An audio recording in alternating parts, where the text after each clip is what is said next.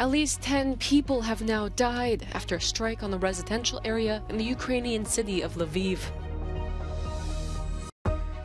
Ukrainian President Volodymyr Zelensky continues to rally support for NATO membership ahead of this weekend's Vilnius summit.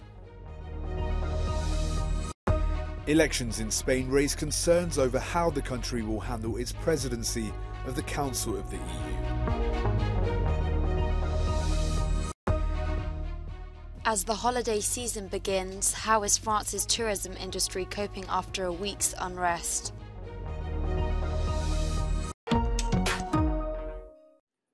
At least 10 people are now reported to have died following a Russian airstrike on a residential area in the western Ukrainian city of Lviv. The neighborhood was hit with a number of cruise missiles, causing the roof and top 2 floors of one apartment block to collapse. Dozens of people were injured in the attack, some critically. Lviv's mayor said more than 50 homes had been destroyed. Without naming the city, Russia claimed it had fired several seaborne missiles that hit army bases and depots holding Western military supplies.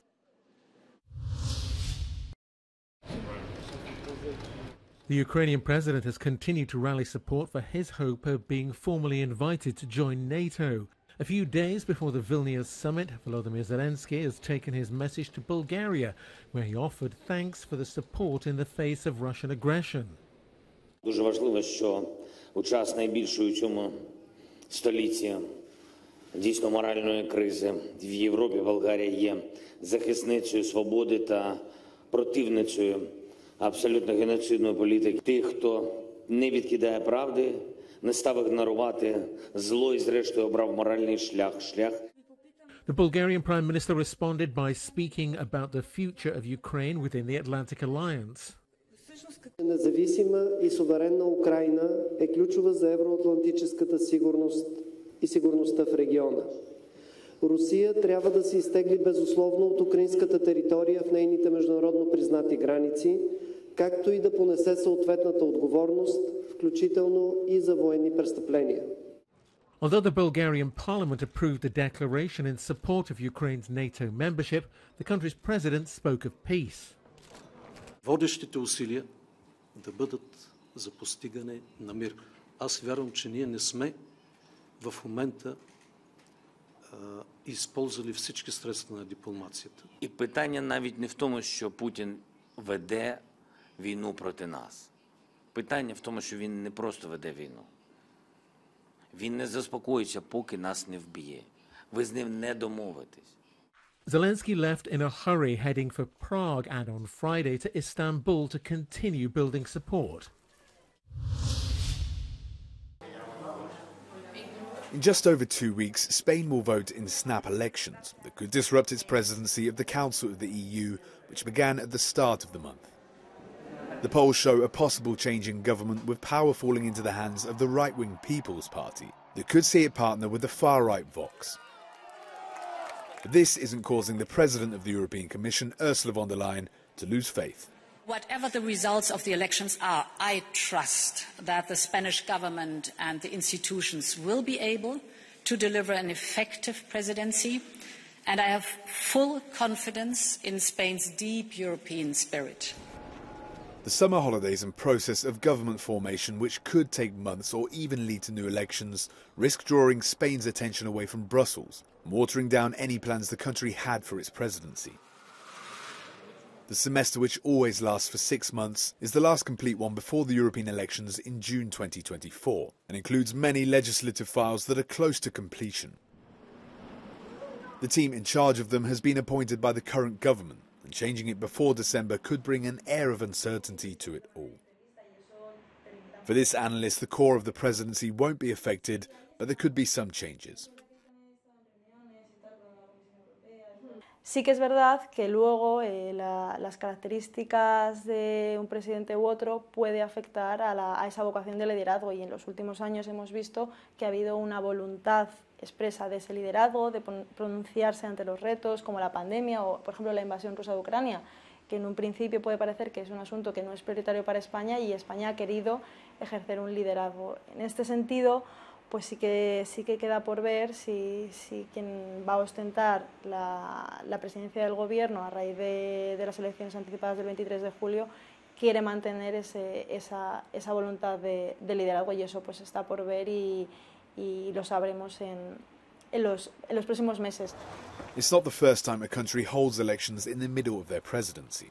Emmanuel Macron was re-elected last year during France's own semester.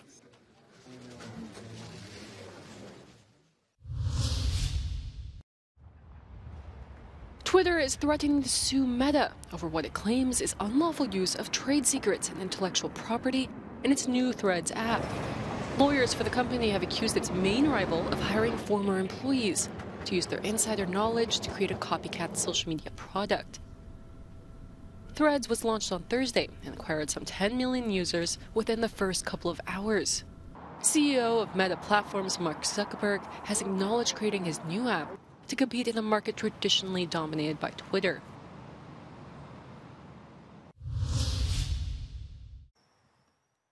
Some 9 people from Central Asia were arrested in Germany and the Netherlands on Thursday for allegedly planning to carry out attacks and for collecting money for the so-called Islamic State. The 7 based in Germany all knew each other and moved to the country after Russia's full-scale invasion of Ukraine began last year. Die Männer sind kurz nach Beginn des Krieges in der Ukraine im Frühjahr 22 nach Deutschland eingereist. Und daran sehen wir leider auch unter der enorm großen Zahl an Schutzsuchenden, die vor Krieg fliehen und bei uns Obhut suchen, sind schwarze Schafe dabei. Aber es zeigt auch, unsere Sicherheitsbehörden sind wachsam und haben das auf dem Schirm. Die Bedrohung durch den islamistischen Terrorismus bleibt sehr akut. Das sieht man an den heutigen Festnahmen. Auch heute ging es wieder einmal um Vorbereitung für einen terroristischen Anschlag, aber vor allen Dingen auch um Terrorismusfinanzierung. Wir haben uns genau das vorgenommen, nämlich gerade die Finanzierung von terroristischen Vereinigungen auch frühzeitig auszutrocknen. Deswegen freue ich mich sehr über heute die gelungenen Festnahmen. One of the 2 people arrested in the Netherlands is believed to be a member of the Islamic State.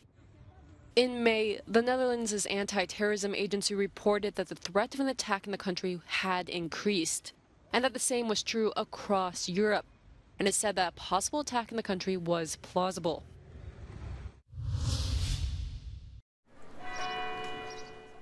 These are the images you may expect from a summer holiday in France, the world's #1 tourist destination.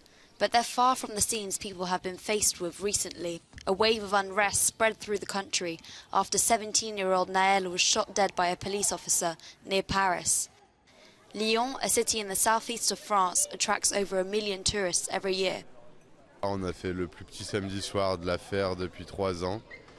Hiver y compris, c'est une catastrophe, pas un chat dans les rues, une atmosphère comme à l'époque du Covid. It's not the first time that people have taken to the streets this year. This time, governments across the world issued warnings to citizens travelling to France.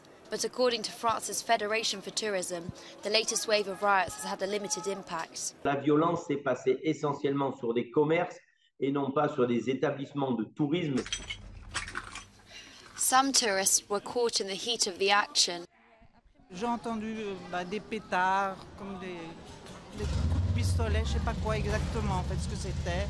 Bon, les gens ont eu peur et moi aussi je suis vite rentrée dans le métro en fait. We haven't experienced any rioting, but we did have to leave Marseille early to escape the train shutdown. Others had to reassure family and friends who were watching the unrest from outside France. On faisait attention à ce qui passait, mais on n'avait pas exactement peur. Par contre, certains de leurs parents étaient un peu plus inquiets. Yet, despite a climate of social tension in France, tourists seem keen to stick to their summer holiday plans. We didn't consider cancelling our trip or anything because we felt like, even though the riots, France is a pretty safe place to travel at the moment.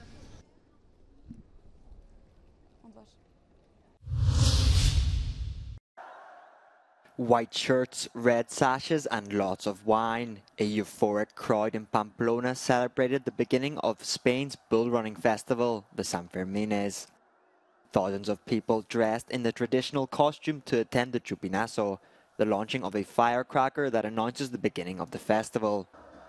From this Friday and for the next 9 days, those who dare can participate in early morning bull runs, followed by lots of eating, drinking, dancing and cultural entertainment. A tennis spectacle for all. Wimbledon is trying out new 5G headsets to help visually impaired people enjoy the tournament. The technology is meant to allow fans to watch matches in real time from within the stadium, bringing them closer to the action. Yeah, I think the Give Vision technology is amazing to be able to provide the opportunity for visually impaired people to see the action on centre court in real time. And you know, for me, the whole piece around accessibility, opportunity, diversity and in tennis is massively important. The headsets stream live footage from local TV cameras and enhance the footage to suit the person's specific sight profile. This is the first time this 5G technology has ever been used in tennis. I can't put into words how I feel at this moment, both as a visually impaired tennis player and as a huge fan of tennis, to be able to actually watch a tennis match, be able to track the ball most of the time, be able to get the details like the spin, the depth, exactly how close to the line it was. And it's just an unbelievable feeling. As well as accessing the live feeds, people testing the headsets can switch between modes and use the camera phone in the headset to focus on whatever action they like.